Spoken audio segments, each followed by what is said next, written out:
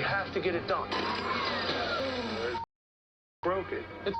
You don't bring your friends. Shut the up. Don't talk to me like I'm a little kid. I feel flatter than hammered. Who the is comfortable while they're working? America, we're out of water!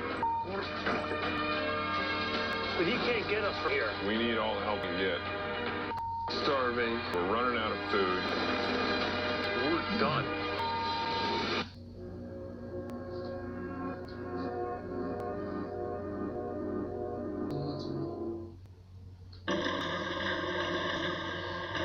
Greenland. Gods of Fortune. If you get into those mountains, it's yours. And if anything goes wrong, no one's there to help us. I don't want to die on that mountain.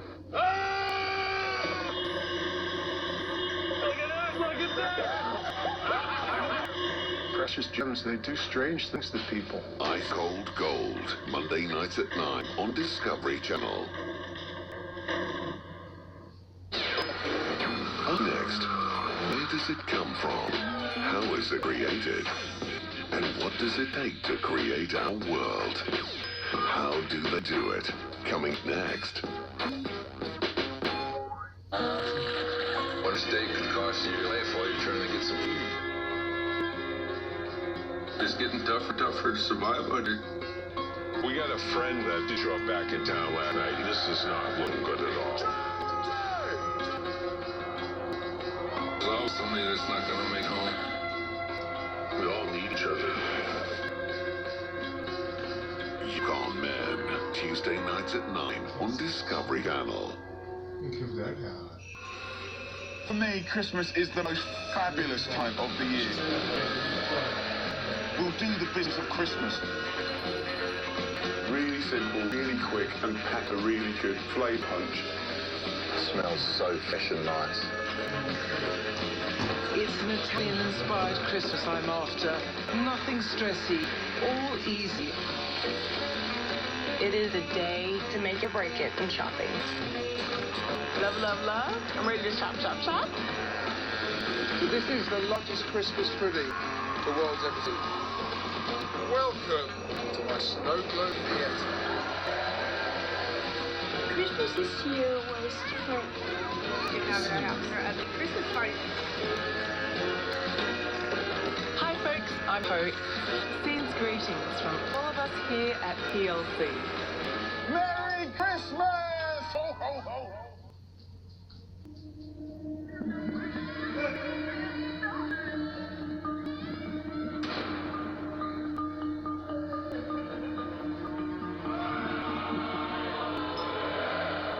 The past, present, and future of a cure. And a race against time. Ebola. Search for a cure. Sunday, 7th of December. Discovery Channel premiere.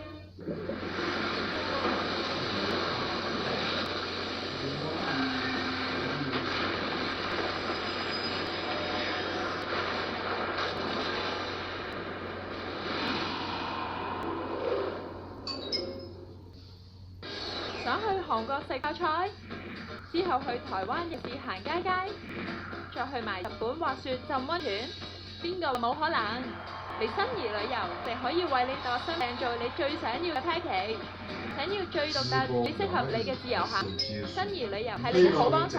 其實都是結束了一次事故和心態的一個和這種情況在實際上做不到，因為現在不是的話，是相對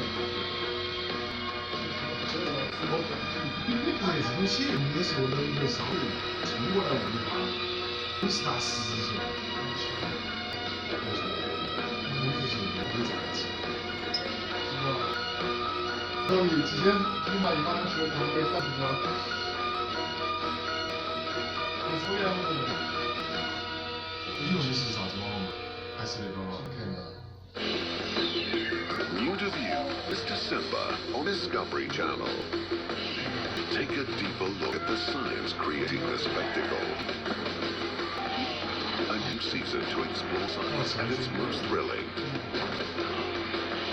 What happen next. Head across the globe to see landmine constructs peel back layers of steel, concrete, and mass to bear it all. A new season, Strip the City. When an entertainer joins Ace Adventurer, We're gonna go down. it promises to be a class act, and there's no turning back. This is the most frightening thing I've ever done in my life. Bear's Wild Weekend with Stephen Fry. Two strangers, twins Not being able to make my own choices makes it like being a prisoner. Having this tether on is pain in the but like a monster together, they need to stay together. Yeah. Ever. All new this December on Discovery Channel.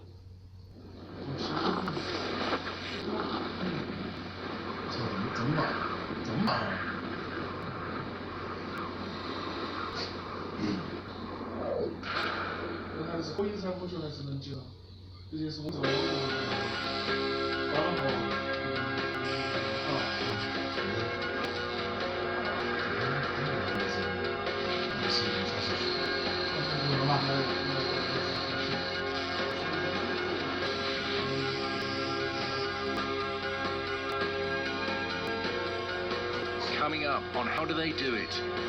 How do millions of trees, billions of bees, and brilliant machines help make a humble bar snack? How do they build giant snow blowers and clear one of the coldest airports on Earth?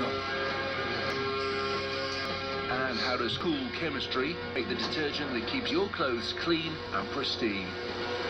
We take you around the world to show you how on How Do They Do It?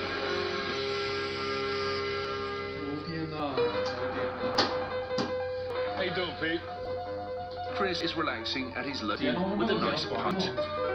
And no beer is complete without a bowl of bar snacks. Hey, Pete, you got any nuts? There you are. Thank you. The old pub adage warns, never eat the nuts at a bar, unless you know where they've been. So, Chris, this is for you. They say from tiny acorns, mighty oaks grow. But one nut puts that well and truly in the shade. This is the humble almond, and it grows into a culinary sensation. Company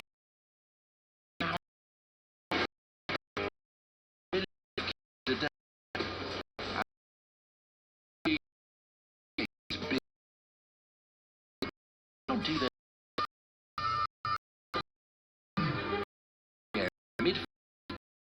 California, and a brilliant blanket of almond blossom lines the landscape.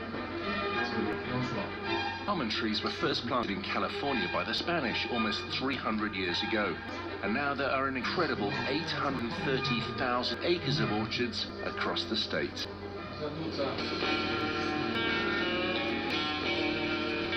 80% of the world's almonds now come from California, and Darrell Boone works for Blue Diamond, the largest nut harvesting company in the world.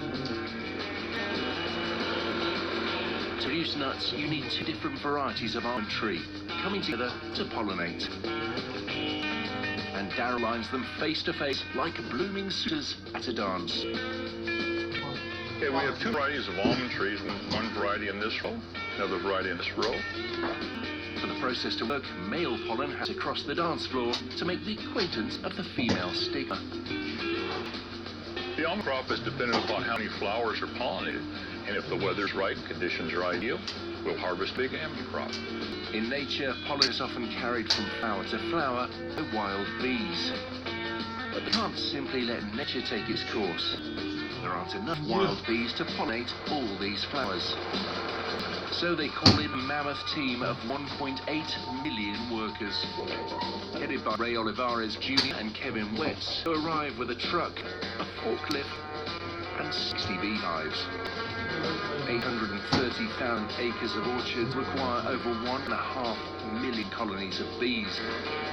There aren't that many bees in all of California. So every February, beehives are trucked into the almond groves from up 5,000 kilometers away. Ready to get out, start working. It's the largest managed pollination event in the world. In the cool morning, the bees are docile, but as the temperature rises, they become more active. We use a bee smoker that keeps the bees calm. If they got agitated, they could kill the queen and we'd lose the hive. And kept them calm and got them in position, it's time for the bees to get busy. As the bees forage for nectar, they carry the pollen on their body from one tree to another and pollinate the flower so they'll bear fruit. In fact, over 90 major food crops depend on these incredible insects, from almonds and avocados to soybeans and strawberries.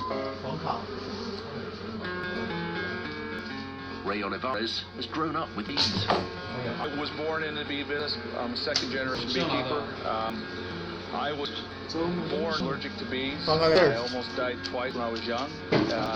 At about the age of 18, I grew out of it and was able to get into the bee business. And Ray knows that business hinges on keeping the queen healthy and reproducing.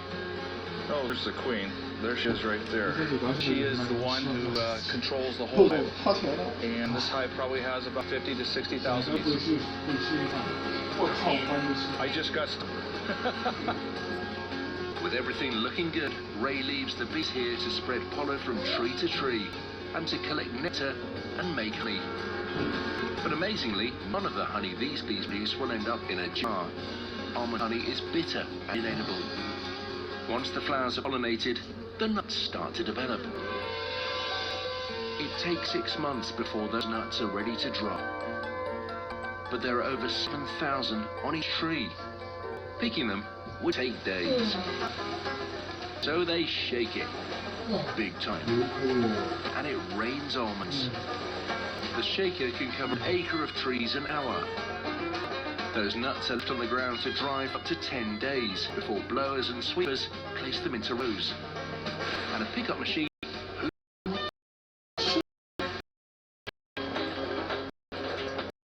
The result is a California mountain range you won't find on any map. But the nuts in these vast peaks are still covered by husk and shell. This is through a set of spinning rollers to remove the husk. Now just down to their shells, the nuts are transported to the company's almond processing factory in Sacramento.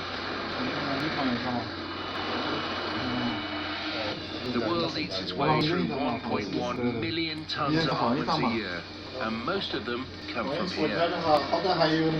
This titanic plant processes over 3 million kilos a day at the size of 33 city blocks.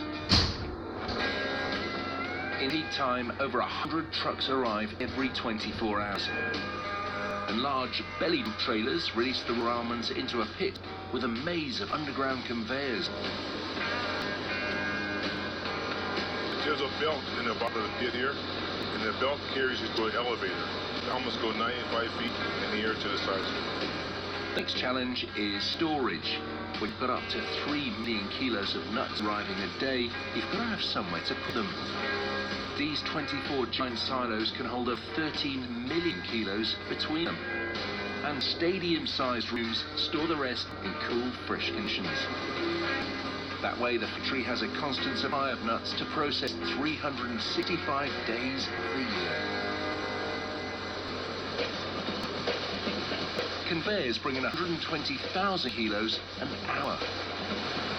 Huge shaking machines called Rotex screeners shake them through layers which grade the nuts and remove any waste. Another machine strips them of their shells before high-tech sorting equipment uses lasers to detect any damaged nuts or any dirt or stones that may have slipped through. The nuts are then spot-checked by an eagle-eyed quality control team. Lauren Hogan is a grower quality tester, and she gives short shrift to anything nasty nestled in nuts. Taking out written, broken, and insect damage, and then foreign material. If you're an almond lover, think Lauren has a dream job. I've been here 40 years. I don't eat nuts. Well, everyone has different tastes. A corrugated bin empties 1 million nuts onto a conveyor, ready to be roasted and have flavours added. The 25-meter-long belt takes nuts through a roasting oven at 135 degrees Celsius. And theirs is a shake and bake affair, because next, packets of salt and hickory smoke flavouring are showered down onto the oily roasted nuts, sticking to snack like a barfly to his bark. And with packets of salty flavouring of this size, you'd work quite a thirst. A final once-over to remove any substandard nuts, and off to pain.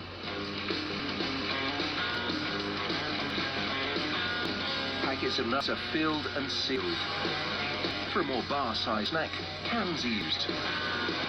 But if there's any oxygen in the cans, nuts will age quickly, could even become rancid, which is yet to catch on to flavour. So a squirt of liquid nitrogen drives out the oxygen and keeps the nuts fresh.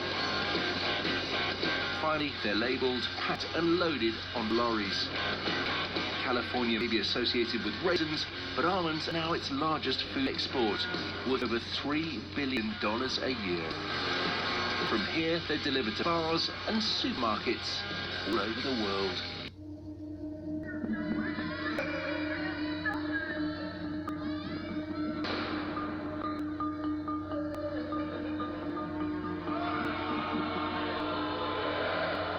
The past, present, and future of a killer and a race against time. Ebola, the search for a cure. Sunday, 7th of December, a Discovery Channel premiere.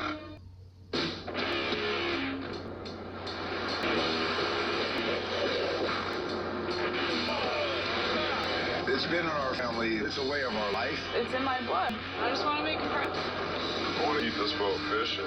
What I was born and bred to do. I'm a small businessman in a big ocean, and I need to go fishing. Shuttle is taking on water.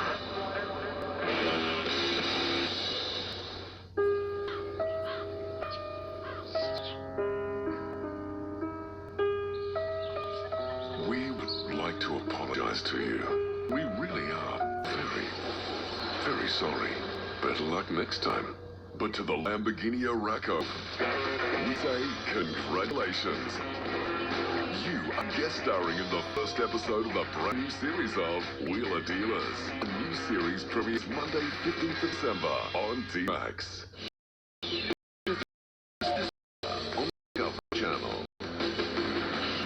A new season to bear it all. It promises to be a class act. This is the most frightening thing I've ever done in my life. There's Wild Weekend with Stephen Fry. Like it or not, they need to stick together. Having the tether on is a pain. Tethered. All new this December on Discovery Channel. International airports are finely tuned logistical machines. Running one calls for cutting-edge computer technology and exceptional levels of organisation, which can be undone in a moment by Mother Nature. A single snowstorm can cancel hundreds of flights and ruin thousands of journeys. But for airport ways up in a day's work. So when it comes to shifting snow from one of the world's coldest airports, how do they do it?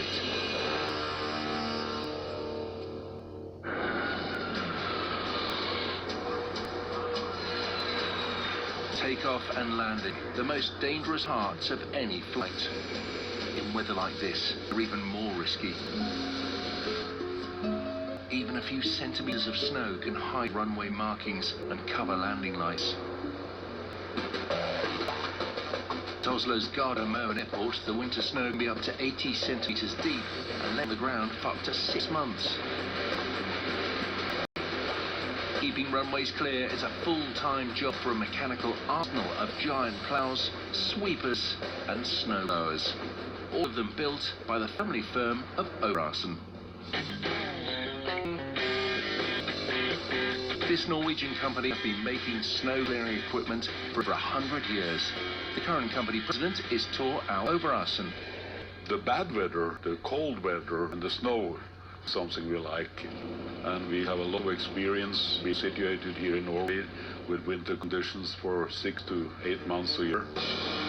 This decade has seen some of Europe's harshest winters. But that's good business for this firm, as sales manager Millie Overassen explains. We have to say, for us, it's very good after 2 hard winters in Europe. Airports around the world really see that they need strong equipment to get the snow away. And the most important piece of equipment in Oslo Airport's snow clearing operation is the UTV 600. Part plough, part blower, all action. Weighing a whopping 7,300 kilos, this ice-cool heavyweight can shift 4,500 tons of snow an hour. With one of these on your team, clearing the runway looks easy. But building one is anything but. First problem is how to crash through vast snowdrifts that would hold most vehicles in their tracks. The answer with a plough the size of a small car. When that plough will be driven to walls of freezing snow at up to 30 kilometers per hour, it needs to be super strong. So they build it from sheets of Hardox 450 steel, 10 millimeters thick. Sprayed a snappy yellow, the plough forms the basic structure of the snowblower.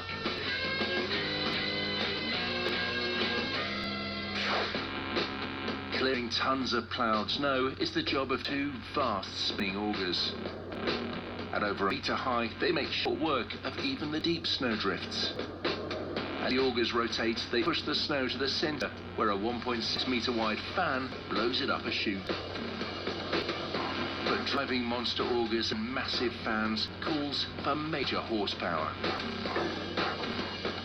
This huge 16-litre Mercedes V8 engine pumps out over 600 horsepower, almost as much as a Formula One racing car. Enough to throw snow 35 meters. And it tosses that private avalanche with incredible accuracy. It's all down to a movable chute that can rotate through 220 degrees for precision dumping.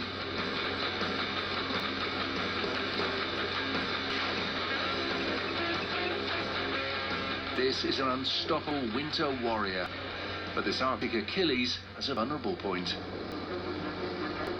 The main toothed drive at the front of the plough is unprotected.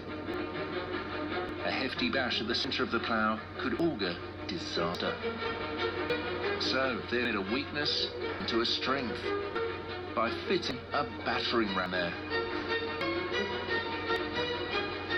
And now it's ready for the runway. Bulldozers and sweepers feed the snow to the sides, giving the beast plenty to eat. This gang of vehicles are out on the runways every winter's day, keeping Oslo's airport running like very cold clockwork.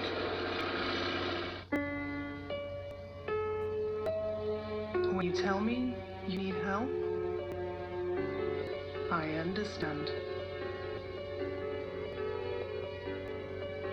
When you have questions about your financial future, I have answers. And even though we have millions of customers across Asia, I'm listening to you. Prudential. Always listening, always understanding.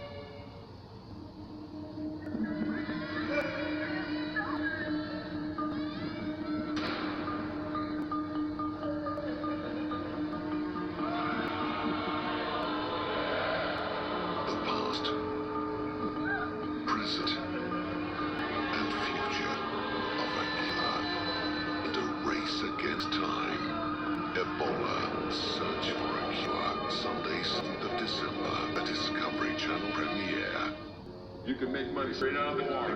I just want to find gold. This year, my focus has changed. Doing things my way, because that we're getting a lot of gold. I'm some of the finest crew there is in North. I'm a kick dredger and know how to find gold. We got emergency!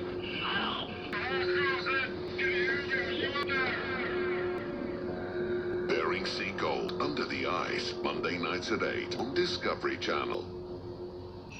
For me, Christmas is the most fabulous time of year.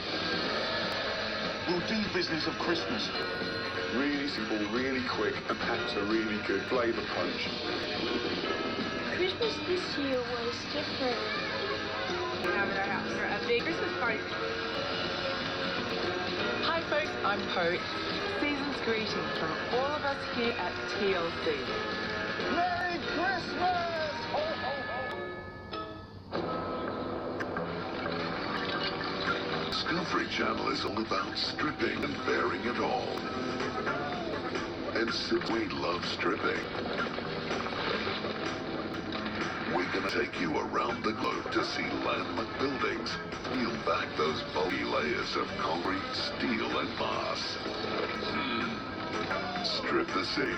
A new season starts Wednesday, 10th of December on Discovery Channel. Up next, we're pulling back the curtain, finding out how just about everything gets created. How it's made. Coming up next. No longer a simple soap, a 21st century detergent is born in the laboratory, not the laundry, and won't go into production until it's been scrutinised, analysed, and generally tested to breaking point. So, how do they do it? Germany of hygiene. Here, cleanliness isn't next to godliness, it's next to Dusseldorf. This is the 350-acre Henkel site, 6 kilometres from the city centre. And today they're working on a new improved detergent. The challenge is to create something chemically powerful enough to devour the worst stains, yet not so strong it damages clothes or the environment. It also needs to keep fabrics bright and appeal to the eye and nose of the consumer. The all-new chemical cocktail kicks off in the lab. The new detergent includes soap, colour protectors, and water softening agents to prevent the build-up of minerals on your clothes. But surprisingly, there's no bleach. Instead, to see off stubborn stains like oils and ketchup, the lab adds 2 special chemical ingredients: surfactants and enzymes. Surfactants effectively make water wetter, while enzymes literally eat the stains for breakfast. Enzymes are small biological molecules that can attack certain types of stains, blood, egg. You can imagine them like tiny little Pac-Man that eat these stains and digest them. The new blend is still a long way from finished detergent. It's the wrong colour, and it smells like a science experiment. But before they tackle those problems, first they need to know it can clean. And to check, they employ an astonishing level of testing. Many labs have a dust-free clean room. This one is a dirty room. Blood, sweat and tears go into this next process, but not for the staff. Here, a scientist cooks up an assortment of daily stains. Each one goes to a syringe, then passes to this computerized muck-making machine. Different syringes are inserted, and as a piece of cloth passes underneath, a little rotating sponge grinds the product in.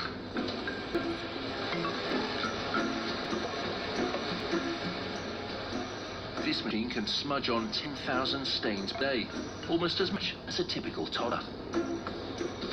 They now have their filthy fabric, but cleaning it right now would be cheating. According to the company, the average person leaves clothes in their wash basket for up to a week. So the sheets are hung up for a thorough drying, then stored in the dark. When the dirt is fully dried in, sheets are loaded into the company's mega laundry. Cleaning products have come a long way since the ancient Romans used urine to wash their clothes. A typical washing machine cycle later, and the 21st century version is ready for testing. And here that means a lot more than holding it up to light. An eagle-eyed team closely inspect the sheets and check the results against previous detergents. Every stain, from grass to gravy, is graded and lot in normal and in UV light, which shows up marks that are invisible in ordinary light. Anything less than perfect, and it's back to the lab. But today's new brew has cut the mustard. The next question, is it too efficient? The danger is that too many cleaning agents will damage the fibers of our clothes. To ensure this doesn't happen, the destructive effects of new formula are measured here. A watt sample is loaded in. The machine then stretches it to breaking point. By analysing the results, the company can adjust the ingredients to ensure that your clothes will be clean, won't fall apart when you put them on. But while the detergent may work perfectly, making it appeal to the consumer means adding 2 more ingredients. First is colour. Detergents are blue, green, because people associate cleanliness with each of those colours. Colouring is added to the new mix to make it easy on the eye and psyche. And important as colour is scent. The job of making your clothes smell as good as new falls to one of Henkel's perfumers, Frank Winkler. It's very challenging to develop a new fragrance because it's not easy to, for example, create one fragrance who suits everybody. To create an aroma, Frank uses thousands of synthetic and natural scents, some costing a whopping €50,000 a kilo. To create a fragrance is a real art, and that can compare it to the art of a perfumer, like the work of a musician or a painter, and that's the same way a perfumer works. Once Frank's nose is happy, the chosen scent is added, and the detergent is born. But they're going to need a lot more than this. Now it's time to scale up. Raw materials are stored in 100 cubic meter tanks outside. As these are piped in, they're joined by perfumes and enzymes. The correct ingredients for the new detergent are then mixed in a gigantic 30 cubic meter agglomerate. Water is pumped and blades mix the material into a fine gloop. All that's left now is to bottle it. The company's production line fills up over 4.6 million bottles and boxes each week, enough to do over 100 million wash loads or clean the socks of everyone in England. And thanks to their new improved formula, those socks will be cleaner than ever.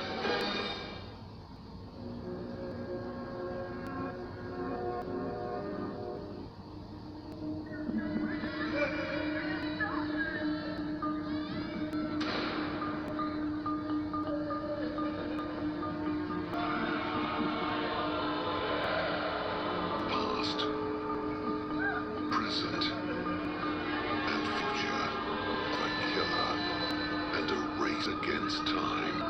Ebola, the search for a cure. Sunday, 7th of December, a Discovery Channel premiere. Up next, we're pulling back the curtain, finding out how just about everything gets created. How it's made, coming up next.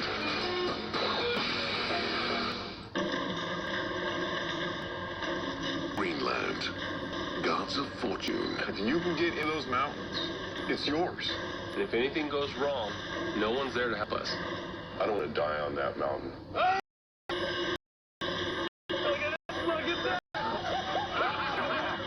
Precious gems, they do strange things to people. Ice Cold Gold. Monday nights at 9 on Reach.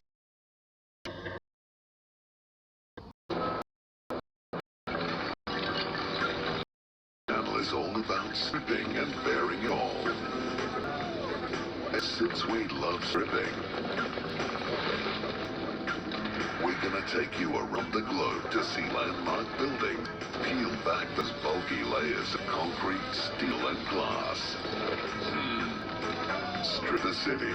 A new season starts Wednesday, 10th of December on Discovery Channel.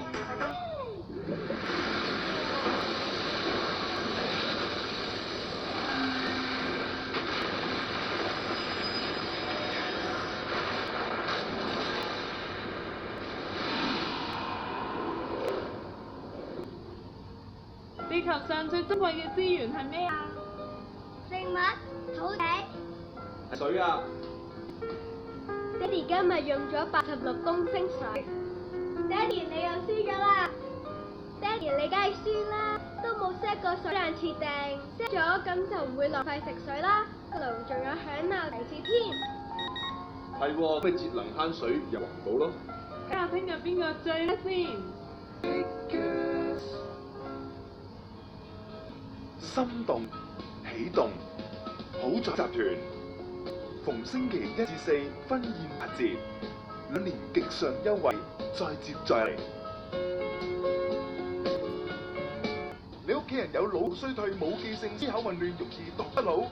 美國 FDA 認可成分嘅安仙奴腦再生，臨床實證擊退腦部衰退新方法，3個月助你改善記憶、思考清晰。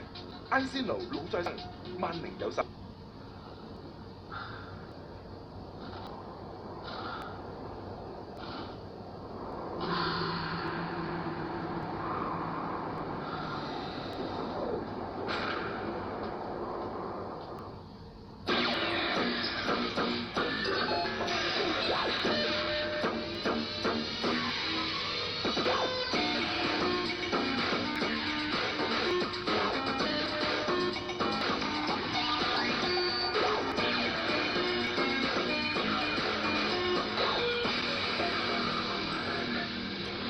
Today, on how it's made. Replica Foods.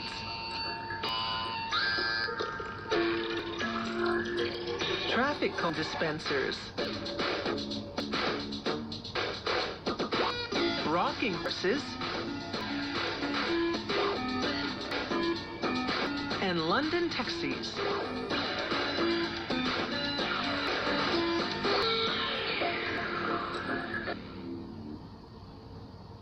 This meal may look delicious, but actually tastes like plastic. This is fake food. It's not for tasting, it's for food stores use these imitations to entice customers. Fake food is also used as props in movies and TV, as the camera loves it. This fake food will keep that fresh cooked look forever. That means there'll be no waste from the restaurant display case. These authentic-looking fakes start out with the real thing. In this case, it's a sea bass. The worker blots off excess oil from the skin. He then uses an adhesive to glue the fish to the base of a wooden box.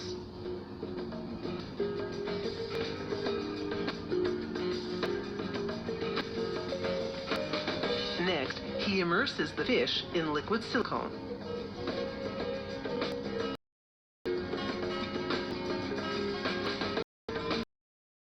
Later, after the silicone, he breaks open the box and removes the fish. This detailed silicone negative can now be used to mold exact replicas of the original fish. They preheat the mold until it's warm to the touch. This kickstarts the curing of this liquid plastic, which they pour into the mold. Once the mold is filled, they zap it in a microwave oven for 45 seconds. It solidifies the plastic significantly, but it still needs a bit more curing, so the worker transfers it to a conveyor. It carries the mold under a lamp, whose intense energy completes the curing of the plastic. The worker now extracts the molded plastic replica. Spillover from the molding has created a few ragged edges, so he trims them with a pair of scissors. Then grinds the edges to smooth away the rest. He also uses the grinder to do some contouring. Now for the real artistry. The worker sprays silvery paint onto the plastic bass. It gives the fish scale a lifelike, luminous texture. A bit of dark gray paint brings out the silvery undercoat.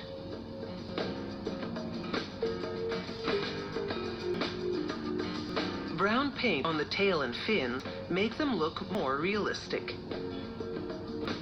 Using an artist's brush now, he paints the eyes.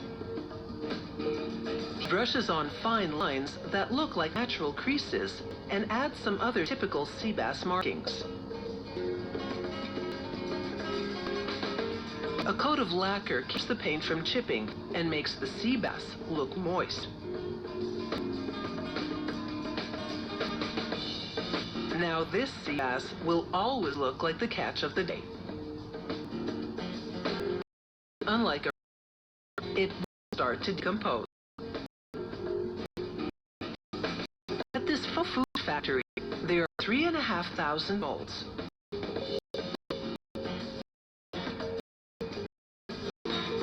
One can be used hundreds of times and will produce an exact copy of the original every time. For things like meat and potatoes, they add color to the liquid plastic before they do the molding. This reduces the amount of painting they'll need to do later. It takes some trial and error to get the pigments just right. But when they do, this fake meal looks good enough to eat.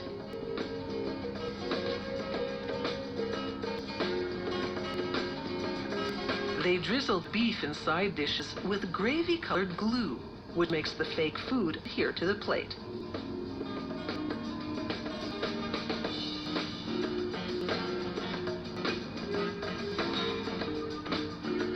Now that they've pulled this meal together, it should never come apart.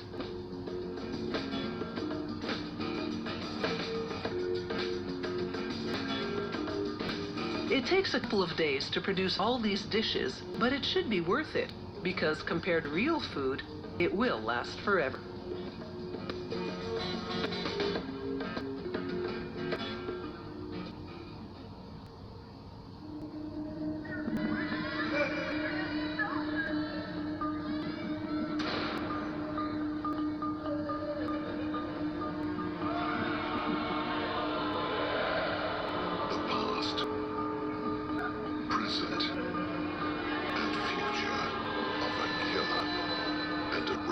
Against time. Ebola, the search for a cure. Sunday, 7th December, a Discovery Channel premiere.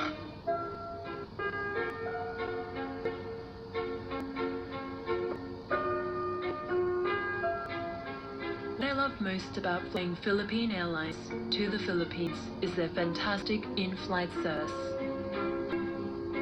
It literally gives me a taste of things to come before I arrive. Cheers, or as they say in the Philippines, mabuhay.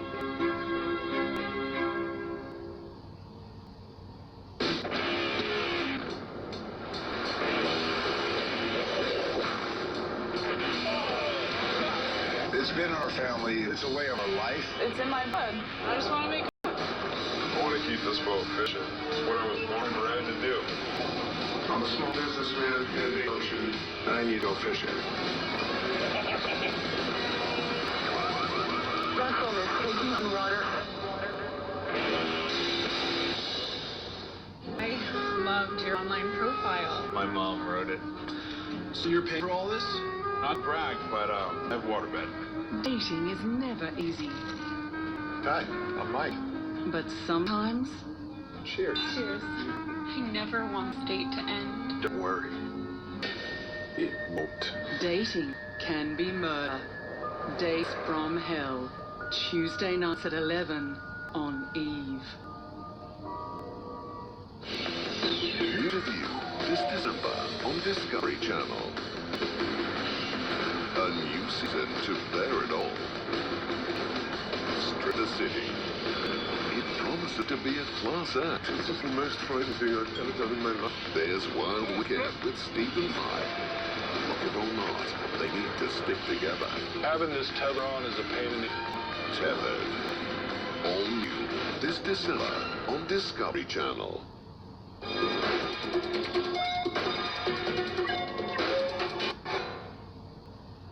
Traffic cones create a necessary diversion. They keep drivers away from dangerous situations. But sending workers out onto the highway to set up those cones can be a perilous job.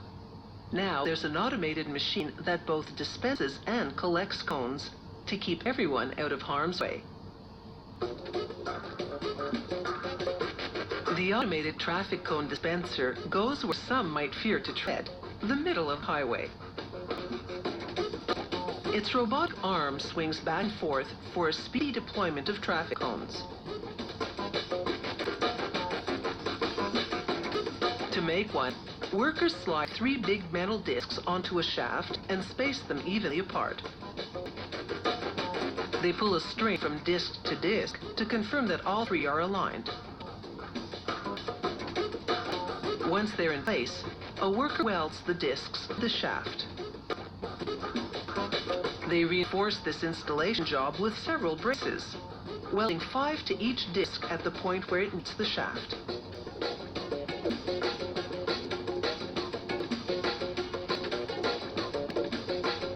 They spin the shaft and inspect the work.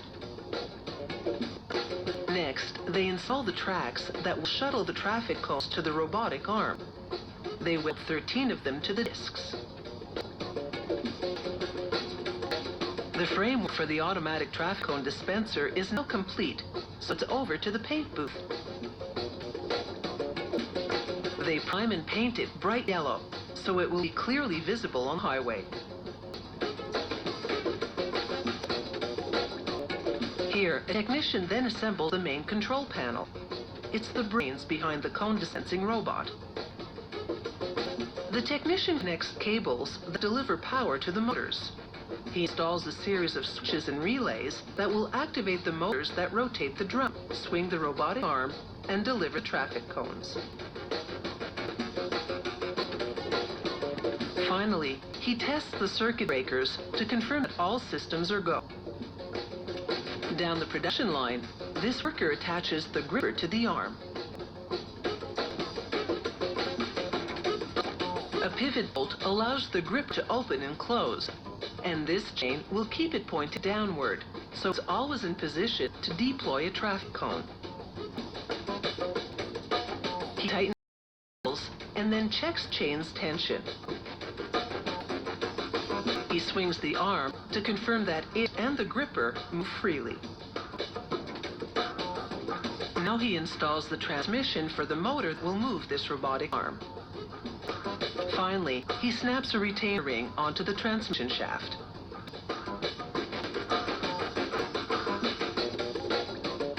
Two workers then carry a heavy extender mechanism over to the gripper arm and bolt the mechanism to it. This extender will both support the arm and allow it to move easily from one side of the dispenser to the other.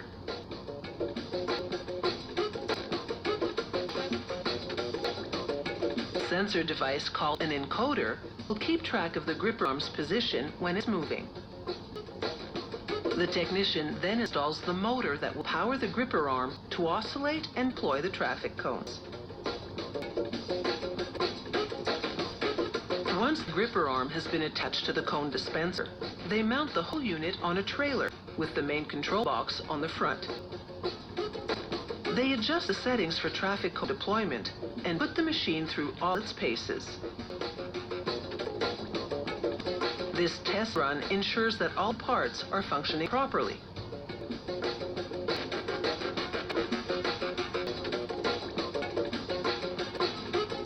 A technician tweaks the machine's computer program to fine-tune the drop-off coordinates.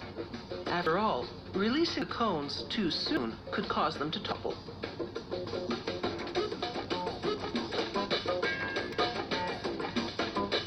Every automatic cone dispenser undergoes a road test on the open highway to confirm that it will perform in real conditions.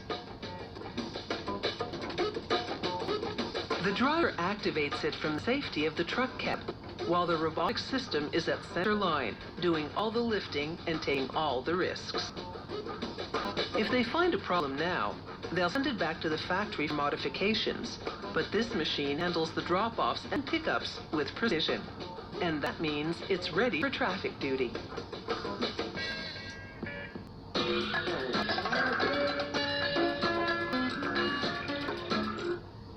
The ancestors of toy rocking horses may be the wooden horses on wheels of the Middle Ages on which knights would practice their jousting skills. Child-sized wooden horses emerged in England and Germany in the 1700s, when Queen Victoria famously had dapple grey rocking horses made for her children. This rocking horse company in the UK handcrafts antique reproductions and originals. Some have traditional bow rockers, but most glide back and forth on a safety stand. The horses are made of durable hardwoods, such as oak, maple, and tulip wood. After cutting off knots and other defects, workers run each piece through a ripsaw, slicing off the rough and discolored wood directly under the bark. Then they cut the pieces into 30-centimeter wide blocks, and with a planer, slice off a thin layer of wood. This makes the surfaces nice and smooth. These are the blocks with which they'll construct a horse's main body. To make the legs, an artisan lays a template on an as-yet unplaned piece of wood and traces it. Then he cuts along the trace line with a bandsaw and runs the leg through the planer. Each leg has a protruding piece on top, called a tenon, that fits into a slot called a mortise beneath the main body. To build the body, they roll glue onto the body blocks and assemble one to the other, building a large rectangular box with a hole at the center. This hole reduces the horse's weight and relieves structural stress. In some models, the hole also serves as a secret locking compartment. After clamping the assembly and letting it set for 24 hours, they coat each leg tenon with glue and insert it into a mortise. After rough carving the body, a highly skilled craftsman outlines the head features in pencil: cheekbones, nostrils, eyes, teeth. Then he begins the meticulous task of carving the horse to completion, hitting a mallet against a U-shaped gouge. This painstaking carving process takes 2 to 3 days. Now, after inserting a glass eye, he rough files the whole horse using a rasp to remove all the gouge marks. This takes another few hours. Then he smooths the entire surface with an electric sander 4 times over, using progressively finer sandpapers. He does the final sanding touch-ups by hand. The wood is now ready to be either stained or painted to the customer's specifications. If it's the latter, the artist first applies a coat of water-based primer. Then, for this client's custom order, a coat of light blue paint that turns gray when varnished. Once the background color dries, he hand stipples a pattern. After the surface is varnished and waxed, he dresses the horse in a suede saddle blanket. He uses brass tacks to affix it along the leather trim. Next, he nails the leather saddle in place. He squeezes globs of glue into a slot running down the horse's neck and inserts the mane, a weft of genuine horsehair.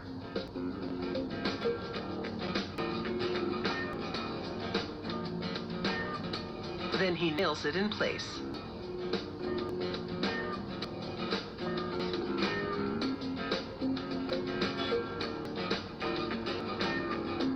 Now he applies glue to the tail hole and fits tail, also made of real horsehair.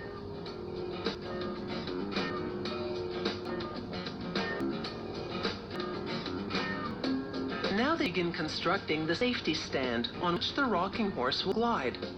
To make the posts, they turn cylindrical blocks of wood on a lathe. Then they assemble the posts to the other parts of the stand and stain the wood. They apply 2 coats of varnish and let the stand dry overnight. They install the stand stained and varnished gliders and mount the horse. They drill a hole through each hoof and glider, then join them with a nut and bolt. The gliders connect to the front and back of the frame with plated steel swing irons. The angle at which the irons are set ensures a continuous, smooth glide. So even though these rocking horses are built to withstand the weight of 2 adults, riding them is child's play.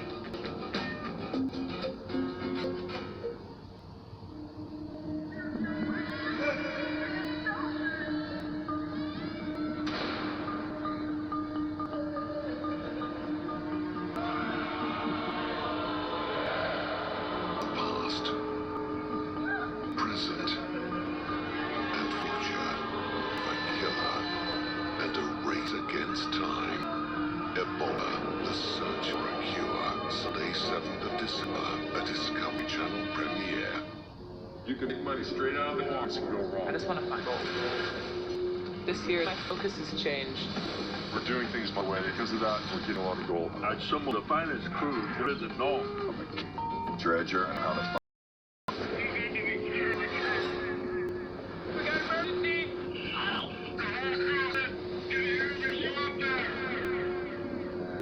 Bering Sea Gold, Under the Ice, Monday nights 8 on Discovery Channel. I'm Mike Brewer, and I'm facing my toughest car dealer challenge yet. To trade my way from a $3,000 runaround all the way to a $40,000 Italian supercar. I'll give you $4,000. All right, see if I can get it sold. Mike Brewer is dealing his way to the top in a global quest for a supercar. Making this hard for me, ain't you? Wheeler Dealers Trading Up, Monday nights at 8 on D-Max.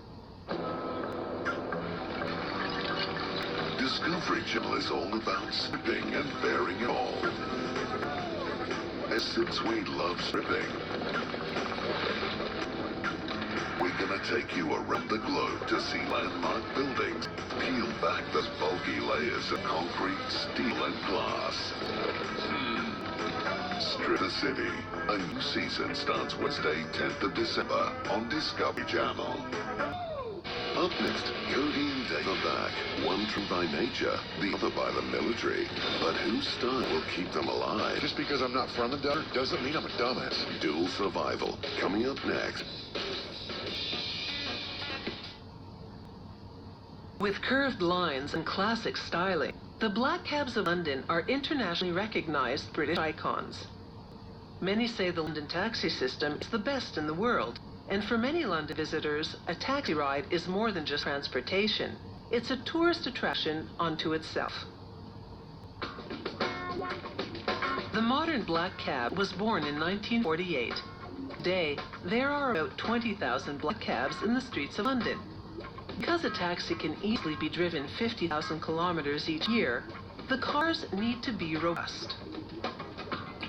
To start, operators position steel panels into a press, which uses hydraulics and air pressure to fold them. The press can apply up to 800 tons of force to fold and form each chassis component. Once they get their three-dimensional shape, the supple panels become stiff side rails.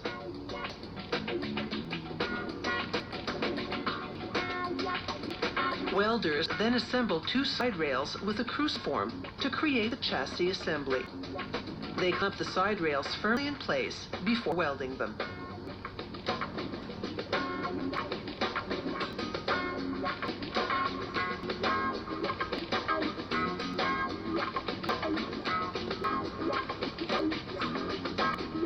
The taxi uses a 4-cylinder direct injection turbo diesel engine, which is hoisted in with the gearbox.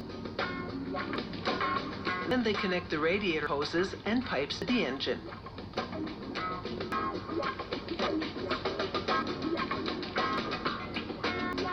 The axles, wheels, suspension, and exhaust system are now in place.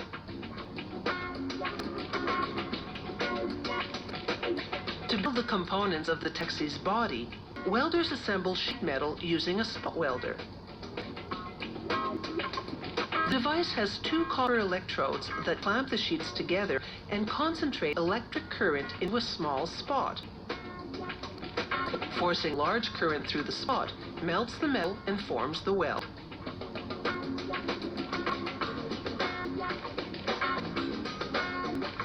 Now it's time to assemble the taxi's sides and floor. Since the floor is completely flat and the roof is high, passengers with reduced mobility can easily enter and exit the taxi. The body has been covered with an anti-corrosion coat and gray primer. Before the car gets its final color, a worker inspects it for any surface damage. Infrared lamps warm the body shell to 50 degrees Celsius to make paint application easier. Not all London taxis are black. They spray this one with yellow paint. Later, they will apply a shiny clear coat. Each painted car moves to the polishing room. The bright lights allow the technicians to check for any dirt, runs, dry spray, or other paint defects as they carefully polish the car.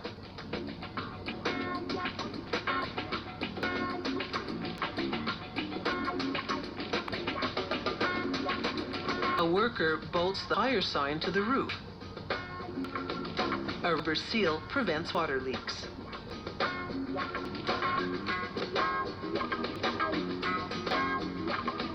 They carry the front windshield with rubber suction pads and carefully put in place. They seal the rubber sides to ensure they are watertight. The body is covered with plastic casing to protect it from damage as it's hoisted down the chassis. Although these taxis are large and roomy, their mandatory 8.5-meter curb-to-curb turning circle allows them to easily perform U-turns. A driver tests the car at different speeds, changing gears and testing the ABS brakes. Each taxi also undergoes a water test. They check for leaks through the glass and around the doors. With an access ramp and fold-down seats, it's easy for wheelchairs to board the taxi. The taxi offers enough space for 5 seated passengers. It takes about 2 weeks to build a taxi. Then it's off to navigate the streets of London.